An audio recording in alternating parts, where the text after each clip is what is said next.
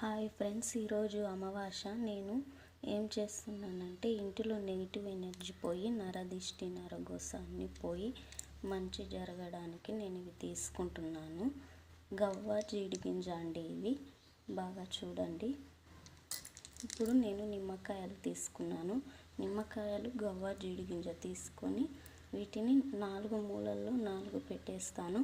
ఒకటి మాత్రం ఈశాన్య మూలలో 2 పెడతాను. పెట్టి వీటిని కూడా అంతే ఇలా కలిపి పెట్టేసి నేను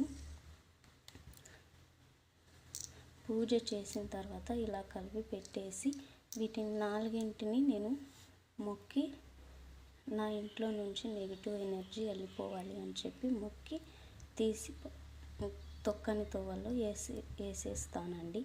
ఇలా చేస్తే మనకు మంచి జరుగుతుందని నమ్మకం. నేనైతే బాగా గట్టిగా నమ్ముతాను.